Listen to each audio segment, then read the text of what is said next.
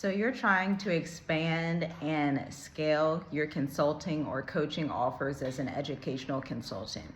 You have over 10 years of expertise in your industry. You've been able to get measurable results either in the workplace or for your clients when you work with them one-to-one. But now you're like, how can I get more leverage and work with them either in a group setting, in a one-to-one advisory, or doing more services for my clients? Let's talk about this and break this down in this video. You're gonna want to get your pen, get your iPad and your Apple Pen, whatever you're taking notes on. Get it today, because right now, right here, we are going to break this down together. Now, one of the main issues that inside of Black Educators Amplified, we're on Cohort 6 right now, which begins April 27th. You're in the final few days of registration. We begin April 27th and go for 8 weeks. 2 p.m. Eastern, okay, every other Sunday. But one of the main questions that we consistently get is, how do I create content for my business and also maintain my lifestyle content? A lot of new business owners think they need to be influencers, or they need to be popular, or they need to do all these things. But I want to give you a few tangible examples. The first example is my LinkedIn profile, okay? If you Google me on LinkedIn, Tiffany Garside, what you're gonna see is I have 7,000 followers and subscribers. I have a newsletter with 3,000 followers built inside of LinkedIn. And I post maybe a few times a month on LinkedIn, okay? The function of my LinkedIn profile is not to get lots of likes and follows, even though, I'm 9 years in business, so of course I've built up traction.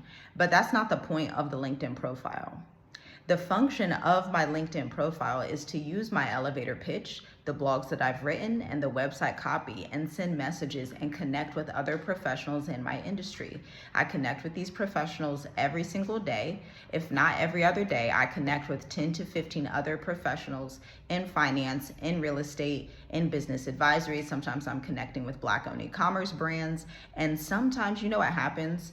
Just because of the strength of my elevator pitch and the strength of the words on my website, because my website is in my bio, okay? Because of the strength of the content and copy that I write. Remember, content is educational, copy is persuasion and sales-based. Content is blogs and ebooks, copy is social media ads, social media copy, email copy, sales page copy, and the words on your website, all of those things. But because of the strength of what I write for myself and for my audience, they look at my LinkedIn profile, send a DM and say, hey, do you have any spots open in your email marketing system, in your email service, and magnetic emails, or whatever it is? That's all based off the strength of letting my words and business do the heavy lifting. You can and need to have the same effect, but it's even more important now in the age of AI. For professionals like me and other marketing strategists, freelancers, consultants who have been in the industry over 7 years, we are already used to what it's like. We already know how to put in the hard work and the diligent work of making sure our website copy is succinct, complete, straight to the point, making sure it relates to our ideal clients' pain points, tells the future story. We're already there, and the mindset is already on LinkedIn and even Instagram as well. We're not doing it for likes. So when we post content, you may get a post and post some content. Let's say you join Black Educators Amplified. You're listening, you're submitting to the instructions because you're going to trust the work until it works, and you're going to do the work until it works. And so, you're on week 8 and you're about to start posting the 3 to 6 month content marketing calendar that we create for you in the program. And you start posting and you realize some posts get more traction than others. And you're tempted to go, oh man, these seem like they get more views if I post them on YouTube, or more views if I post them on Facebook, rather than this type of post. But what I'm always going to tell you, and what you need to know from a business perspective, context, you are a business. Businesses need to make sales to be in business, period. Not be likable, not be popular. Understand your niche, minimum part of the market, okay? That small amount of people who are even qualified to work with you, okay? Especially as a service provider, products are much, much different. You can get lots of volume, sell a $50, hair care regimen, and boom. Services are different. When you're selling $1,000 service, a $2,000, $3,000, $5,000, $55,000 service that you're on retainer for an entire year, the marketing and buyer mindset behind that is the complete opposite of what you see product-based businesses do. So right now, get product-based businesses out of your mind as a service provider. Do not look to them. Understand they're not in your industry. They're not the same type of business as you, unless they have a side of their business where they are trying to promote workshops and sell them to school districts or something like that. That's the only way that you two have any similarities. But you as a service provider, okay, as a lawyer, a real estate attorney, a graphic designer, whatever, a finance firm, an electrician, an engineer, an education consultant, somebody that's offering some type of service or intellectual property. Your audience buys from you, not because the graphics, not because the music, not because the trending audio, not because the colors, not because it's cute and you had the cutest podcast microphone and all they want to know, what is your process? Do I trust this person? And can they bring me results? And so if your website copy does not answer all three of those questions in one, then it's no wonder that it's difficult for you to get sales. And as I was saying, people who have been in the industry and consulting over the past 7 years are not going to have any issue going into the age of AI. Because the issue in the age of AI is, quite frankly, entrepreneur laziness, okay? That's a lot of what I'm seeing. Even business owners that have been in business longer than me, but fall into the trap of wanting to be trendy over driving results, are seeing issues, okay? I know this one copywriter who's been a copywriter for maybe 15, 20 years. She used to run a marketing agency, but she threw the marketing agency out. She had writers working for her. She threw it out in the age of AI just like last year, maybe a year and a half. I think it was literally just last year. She threw it out and stopped functioning in that capacity because of all the trending AI stuff, all of the this, all of the that. And she wound up getting into an era and an arena that she was not ready for, that the market was not ready for, that she could not replicate sales for, okay? This is a strict lesson. And you have to be in community with a business consultant or an advisor that knows how to analyze and read the market. They have to be able to read the room. This is why our clients in Black Educators Amplified have so much success, especially as they listen to every instruction and everything that we advise them to do. I would never tell anyone, no matter what industry, law, if you're a functional medicine provider, a massage therapist, I would never tell any of you to stop what you're doing and then start this AI tech part of your business, okay? That's something you can do as a hobby on the side, but do not stop the main thing that drives revenue. From a business and finance perspective, with the profit first methodology, if you've read that book, that does not make sense, okay? But let me tell you what does. You continuing to pivot and refine and reposition your offers and your message to fit the right people at the right time and still delight them. Because at the end of the day, there's a huge part of the market out there that, yes, AI is everywhere, but at the end of the day, these people are millionaires, six-figure companies. They want to pay you. How do I know? I'm one of them that pays people. Yes, I can use ChatGPT to make graphics. Why on earth would I want to do that? Why would I want to spend another moment of my working life toying with graphics on ChatGPT? I'm not going to do that, just period. Successful entrepreneurs, they want to give you money quickly, as fast as possible for you to bring results and get that thing done that they despise doing. So now your job, your mindset is, okay, with my expertise, enter your expertise right now. With my expertise, where can I find the people that despise doing what I do and also have the money? So there's two elements that you need. As your expertise in education consulting, massage therapy, relocation services, whatever it is, whatever service provider or intellectual property type business, you want to create a course, whatever it is, or you want to learn how to market the course better. We've had clients even go through Tiffy G Wrights. They created a video course and realized, oh, I'm not making a lot of sales. You know what? I think I'll link the sales page and the email sequence down below so that you can see what I mean. We come in, we do like an entire brand and marketing audit. They automatically book $17,000 within 12 days. From the sales page that we wrote, it was a 7 to 10 page sales page, and the email sequence, which went through pre-launch, launch, and post-launch, 5 emails for each. So a total of 15 emails that drove to what? To their sales page. This is how important words are. Without copy, without persuasion, without sales knowledge, your business isn't going to be businessing the way that you need it to be. And I know that's something that you absolutely cannot afford right now.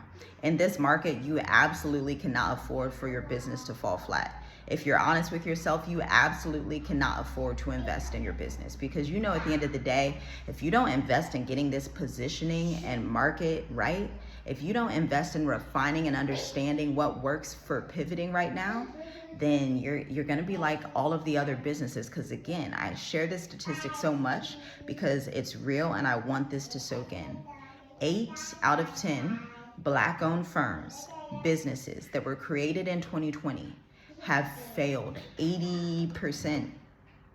Like let's think about that. 8 out of 10, and I see it. I see it in the industry. I see it on my Instagram. I see it in my email list. Like, okay, a lot of people are not making it, which told me from a positioning standpoint as a retention marketing specialist, actually told me, you know what? I'm going to niche down and refine even more so that there's only one type of buyer that would even find value in this. Why?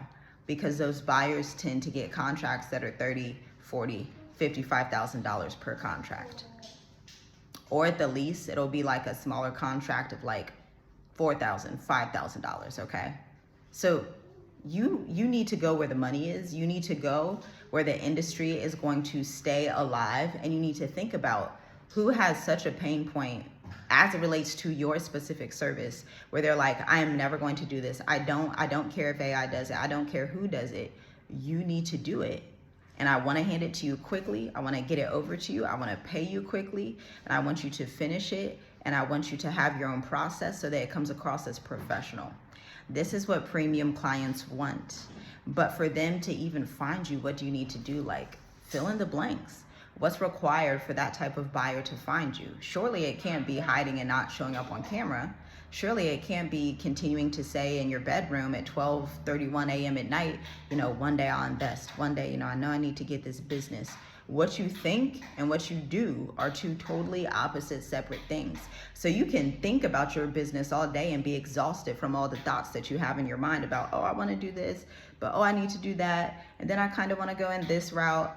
But what you think and what you actually apply, like, have you sent pitches? Have you gone through a website copy audit? Do you have website messaging, or are you trying to sell from a Google Doc and just go to these networking events and just put yourself and say, well, I'm at the event, so somebody needs to buy from me? It's like, events like that are not a guarantee of success, especially in this economy, because everybody's going to events just to be there. A lot of times your real buyers aren't even there, to be quite honest with you. And so you need to be thinking about, okay, so what do I need to do to be in front of the right people? Number one, you need to be on LinkedIn. If you're a service provider, hands down, 100%. Even if you also have a YouTube channel, that's fine. Get on LinkedIn. I'm not saying post on there every day. I don't go on LinkedIn and post every day. I leverage LinkedIn and send pitches and connect with people every single day. So there are some days, multiple days, sometimes weeks, that I don't post on LinkedIn, but I'm still there connecting and expanding my network and getting people to subscribe to my newsletter, sending people the option to subscribe to my email list or check out my blog because I wrote this post for them. It's 2,000 words, but it's going to help them to get their finance copy together. This is the function of LinkedIn. Number two, Instagram.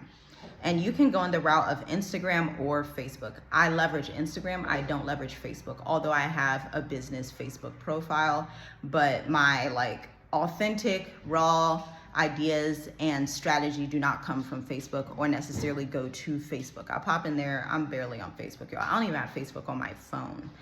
And now that's a focus issue. I took Facebook off my phone because there's so many people I know from, living back in Ohio. There's so many this, you get so many messages, and it's like, I don't want those things in my face all the time because I'm an entrepreneur. I have to stay focused. I can't lose my focus.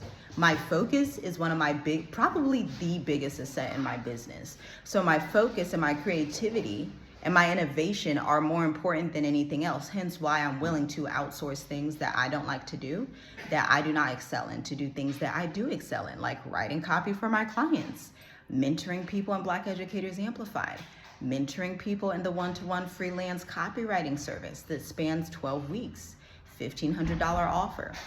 Okay, so that's what I like to do. That's where I'm good. I want to do some data analysis for my clients. We just actually did a dashboard yesterday using Notion. So excited because I'm actually going to talk about that on Instagram.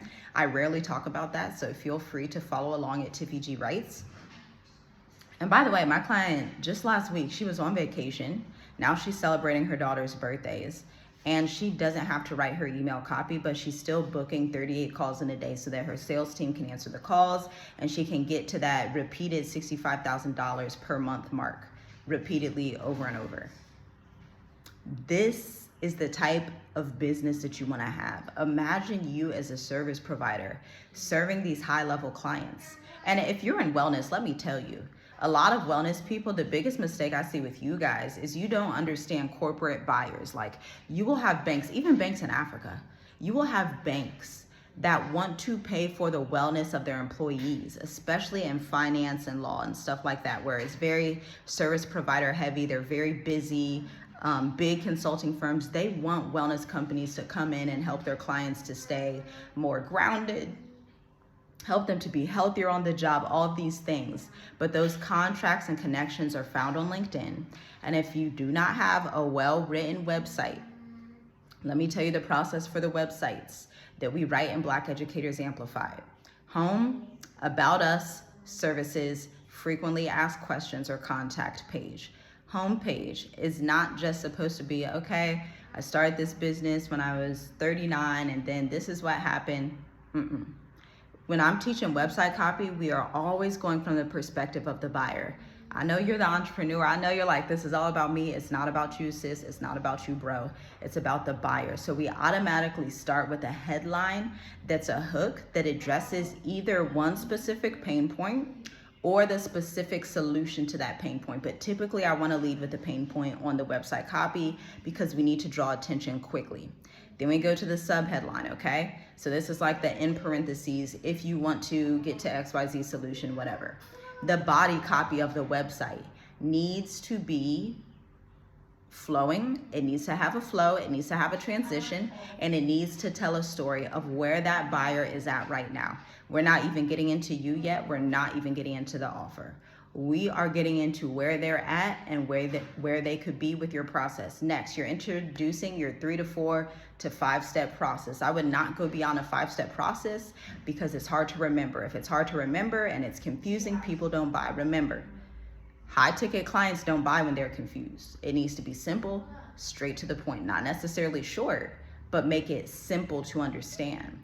So you lay out this 3 to 5-step process right there. Then you're gonna have a call to action, apply to work with us, schedule a call, learn more, whatever we want that call to action to be. We're going to continue. Now you're going to introduce why your process works, what industry statistics are relevant for that offer, talk a little bit about the service and you in the business, like 1 or 2 sentences, call to action complete. That's the homepage, period. Now you go to do the about section, okay? I remember when I was working in this marketing agency in 2018, and we would have to do so many speaker bios. This is a functional about page. Typically the speaker bio, because I would work with keynote speakers, the speaker bio is a page where you're like, so-and-so went to X, Y, and Z school and they've accomplished X, Y, and Z. But as a copywriter, we don't just write it like that. We tell a story and invite you to listen to a story. So it would start with a headline that's like, in 1995, so-and-so was sitting in their office with this excruciating headache when they realized X, Y, and Z, this paradigm shifting moment that changed the way that they viewed their consulting services, their speaking services, whatever. So painting the story in that fashion. I loved when we did this for one of our previous clients in Cohort 5, who is an electrician, and it really blew his mind. I realized that a lot, and this is why I'm saying to you, the things that you are excellent at, the things that you excel at, you think are nothing. I'm here to tell you, they are the world to people who do not have that expertise like you do. My writing, I've naturally been a good writer my whole life. And then on top of that, I get certified in marketing. I get certified in understanding media analysis, social media marketing, copywriting, reading hundreds of copywriting books, practicing writing copy, writing for clients, analyzing the data. always doing the very best that I possibly can, because I'm in competition to no one. I'm in competition to my previous self, so I stay focused, right? But you have an expertise like that. You have a talent like that. You have something that just naturally comes easy to you, but you think because it comes so easy, you think because you're so good at math, coaching, and tutoring that people don't need what you have. You think because you're so good at administration and organization and project management that people don't need that. People need what you have, because not everyone can do what you do. Like, some of y'all are excellent at administration work, excellent at technology work. When it comes to like integrating Zapier and ClickUp and trying to get it in Asana and then trying to get it in Slack, if you guys are familiar with some of those technologies. When you have an online business manager that comes in and just does an easy tweak, man, I remember I hired this business manager one year, phenomenal. And they were simple tweaks that I technically could have, technically any human could have done anything. But at the end of the day, when you have money, when you're an entrepreneur, it's not about what I could have done. I'm going to explode and burn out if I try to literally do everything. By the way, it's selfish. Let's be real. Money flows when money goes out. Let's be honest. If you hoard money, that energy is a very non-abundant energy. That energy of just like you're scared to hire, you're scared to invest, you're scared. Opportunities do not come when you are that fearful. Opportunities come when you are willing to hire, you're willing to invest, money flow. Then you find out, oh, money's coming back in. I'll tell you a story about it right now, actually. And it seems unrelated, but this is a spiritual principle, y'all. We just hired a graphics person, a social media coordinator last month, okay? This position was a little bit different from the recent positions we were hiring for, because this sunlight is ghetto. Okay, we're gonna go like that. It was different from the positions that we had hired for, because we were mostly doing community manager type positions. Those typically get sales very quickly, gets people looking at the brand very quickly. But this time we wanted to go back and do graphics. We had not hired for this position since 2020, to be honest, to take my graphics, to take my blogs, transport them into these carousels on Instagram. That is a new position that we have just hired for, and our social media coordinator is doing fantastic, by the way, if she's watching. But at the end of the day, yes, it's like, oh, you could have done that, and oh, you could have did this. And it's like, you are one person as an entrepreneur. Your best use of time is not sitting at the computer for 19 hours trying to look at ChatGPT and have ChatGPT be your CPA, your marketing specialist, your tax attorney, your business consulting, your social media coordinator. You still have to have time to have freedom in your mind, innovation, creativity, okay? You still have to have time to strategize and plan and do high-level activities. High-level activities for an entrepreneur, even when I think about my clients in the agency, their high-level activities some of the time is spending time with their family, going on vacation. You're the marketing, they're speaking to me. You're the marketing specialist. You're the director of marketing. You take care of it, girl. I'm going on vacation because that's what I'm going to do. And it's like, absolutely, for sure, I got your back. Same thing in your business. Like, what are those high-level activities that are going to allow you to have peace and stability in your mind so you can strategize and reposition and pivot? Because if you are super burdened and burned out, you're not going to be able to grow like that. And you probably already know that. You know that if you've been super stressed and burned out, trying to do everything yourself, it's not going to work. Just like we have a pool, y'all, okay? We have a pool in our villa. Y'all, if y'all didn't know, I'm a mom of 5 children. I'm also a wife, obviously, entrepreneur. And can you imagine if my husband and I, just for the sake of, oh, well, you could do it all yourself. Imagine if we just looked on YouTube and said, okay, we can figure out how to clean this pool ourselves. Like, no, why would we want to sit around and clean a pool ourselves? First of all, we're not even experts at pool cleaning. I don't know the first thing about cleaning the pool. Yes, I can go on YouTube and probably take 5 to 10 hours and learn it, but it's like, is that really the best use of my time? To take 5 to 10 hours and try to find the equipment to clean a pool, try and do this and this and that to clean the pool, when we have people that are for that, their main function, come clean the pool twice a week, boom. It's that simple. And so my question back to you is like, what is your time worth? What is your business worth? What is your legacy worth? Something that always helps me, even when I'm making hiring decisions. When I made our latest hiring decision, the thought that came into my mind is, I need to make decisions that are going to benefit to the 10th generation after me. And when I position like that, it becomes so clear. Oh, yes, we're hiring. Yes, we're getting somebody in here right now because our children, they're getting older, need to learn how to hire, need to be familiar with some of these things in business. They need to see this impactfully, okay? Not only that, but I understand from a spiritual perspective, when I give to other people and give them opportunities to learn, I get blessed. Literally not even 3, maybe 2 or 3 weeks later, new contract comes through from one of our repeat clients. That's like, hey, she just popped up like, hey, I need your help, like super fast. Are you available? I told her, yeah, I'm available in April. Should we wait a few weeks? Boom, sign the contract, finished.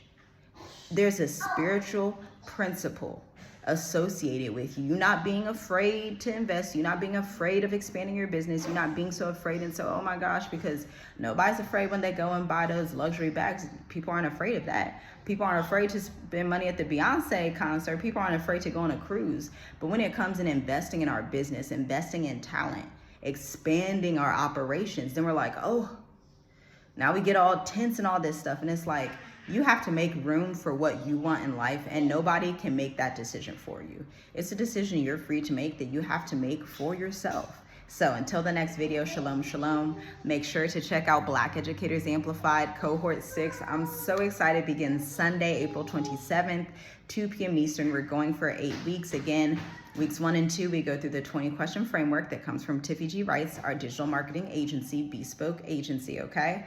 Weeks 3 and 4, we write your website copy for you. Weeks 5 and 6, video and email marketing, okay? Advanced marketing. This is an accelerator, so it does feel fast. It does feel like, okay, this is a lot that I have to do. This is a lot of information, but we are holding your hand through the way so that you can get these principles.